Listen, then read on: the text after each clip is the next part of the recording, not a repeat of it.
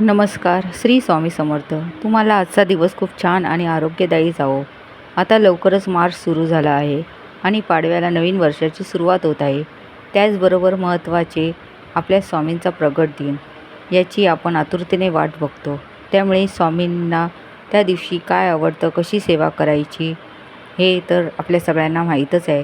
त्यामुळे मी या आठवड्यात तुम्हाला श्री स्वामी चरित्र सारामृत, जे माझ्याकडे पुस्तक आहे त्यातल्या काही काही अध्याय हे मी तुम्हाला वाचून दाखवणार आहे. ते तुम्ही व्यवस्थित शांत चित्ताने ऐका आणि आपल्यातला बदल पहा. श्री स्वामी समर्थ. अध्याय पहिला. मंगलाचरण.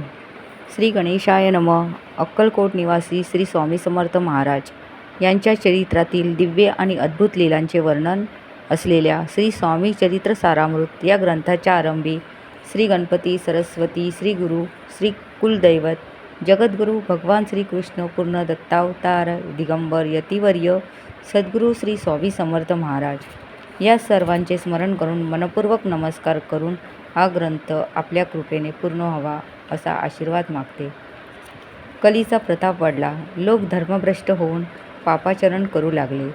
धर्मबंधने शिथिल झाली. धर्मानुष्ठाने होम हवन कमी होऊ लागले. नास्तिक वेद वचने मानिनासे झाले. अधर्मीयांना भय उरले नाही. त्यामुळे कला विद्याचा अस्त होऊ लागला. ऐहिक भोग वासना बळावल्या. त्यामुळे परमार्थ सुटला. आर्यपुत्र वैभवहीन होऊन दुःख भोगू लागले आणि हे सर्व सहन न होऊन भूमी हाय हाय करीत संतापाने सुस्कारे टाकू लागली. कलियुगाच्या अशा या कठीण व खडतर कालखंडात लोक अतिशय भ्रष्ट झाले. स्वधर्माला विसरले. नास्तिक मतवादी उन्मत्तपणे आर्य धर्माबद्दल उघड उघड बोलू लागले. तेव्हा महाराष्ट्रातील सोलापूर जिल्ह्यात श्री क्षेत्र अक्कलकोटात श्री गुरु दत्तात्रय स्वामी रूपात अवतरले. ते कोण, कुठले, त्यांचे कुळ, गोत्र, वर्ण काय, त्याबद्दल आजपर्यंत कोणालाही काही माहीत नाही. श्री स्वामी समर्थ या नावाने प्रसिद्ध पावलेल्या या महासिद्धाने अनेक लीला चमत्कार दाखवून आपल्या असंख्य भक्तांचे गोड कौतुक पुरवले. अनेकांना सन्मार्गावर आणले. अनेकांचे कल्याण केले. अनेकांना सुखी केले व अनेकांचा उद्धार केला. त्यांचे महात्म्य सर्वश्रुत आहे.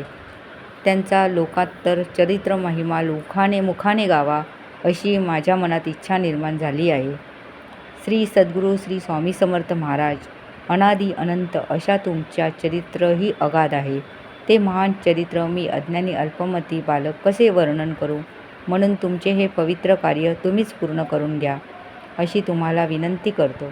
तेव्हा प्रसन्नचित्त श्री स्वामींनी हा ग्रंथ सिद्धीत जाईल असा आशीर्वाद दिला. श्रोतेजन हो, श्री स्वामींचे चरित्र हे अमृतासारखे गोड व श्रद्धाभक्ती वृद्धिगत करणारे आहे. त्यांच्या चरित्ररूपी महासागरातून काही अनमोल मोती या ग्रंथात आहेत. त्याचा प्रेमाने स्वीकार करा. यातील स्वामी लीला आपल्याला तृप्त करतील, म्हणून या एकाग्र चित्ताने ऐका.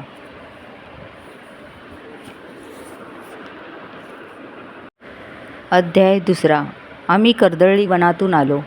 श्री गणेशाय नमः. श्री गुरु दत्तात्रेयाने नृसिंह स्वरूपात प्रकट होऊन अनेक भक्तांचा उद्धार केला व कर्दळी वनात गुप्त झाले अशी कथा गुरुचरित्र ग्रंथात आहे. पुढे लोकांच्या कल्याणासाठी श्री गुरूंना पुनश्च प्रकट व्हावे लागले. तेच यतिवर्य श्री स्वामी समर्थ होत. संपूर्ण भारतवर्षात भ्रमण करून त्यांनी अक्कलकोटास निवास केला. एकदा या भक्ताने श्रीची जन्मपत्रिका तयार केली, पण शकप्रमाण मिळत नाही, म्हणून त्यांच्या मनात पत्रिकेविषयी शंका होती. आणि हे साहजिकच आहे, कारण जो स्वयंमेव अनादिसिद्ध आहे त्याच्या बाबतीत पत्रिकावाद काय कामाचा.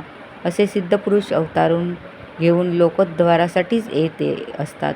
एके दिवशी अक्कलकोटात श्री स्वामी राचप्पा मोदी यांच्या घरी भक्तांसह बसले असताना कलकत्त्याचा कोणी साहेब श्रीच्या दर्शनासाठी आला होता. त्याच्याबरोबर एक पारसीही होता. ते येण्यापूर्वी स्वामींनी आपल्या भक्तांना 3 खुर्च्या बाहेर मांडाव्यास सांगितल्या. त्या उभयंता दर्शनास आले तेव्हा स्वामींनी त्यांना आदरपूर्वक 2 खुर्च्यावर बसवले आणि तिसरीवर आपण बसले. त्यावेळी झालेल्या चर्चेत साहेबांनी श्रींना आपण कोठून आलात असे विचारले असता श्री स्वामींनी उत्तर दिले, आम्ही कर्दळी वनातून आलो. तिथून निघाल्यावर अखंड भारत भ्रमण करून नानाविध तीर्थक्षेत्रांना भेटी देत शेवटी अक्कलकोटास येऊन राहिलो. ते ऐकून त्या उभयंतांना संतोष वाटला. स्त्रीचा निरोप घेऊन ते आनंदाने परतले. अक्कलकोटास येण्यापूर्वी श्रीचा 12 वर्ष मंगळवेढ्यास मुक्काम होता. तेथे ते पिशाच्य वृत्तीने संचार करीत असत. अरण्यात वास करावा, क्वचित गावात प्रवेश केल्यास उकिरड्यावर बसावे, कोणी काही दिल्यास खावे, अन्यथा निमूट राहावे. अशा वर्तनामुळे लोक त्यांना वेडाबोवा असे म्हणत असत. सोलापुरातील बाबा दिगंबर नावाचे एक सत्पुरुष श्रींची अंतस्थिती जाणून होते. ते जेव्हा स्वामींच्या दर्शनास येत तेव्हा महाराज दोन्ही हात कमरेवर ठेवून त्यांना विठ्ठल रूपात दर्शन देत असत.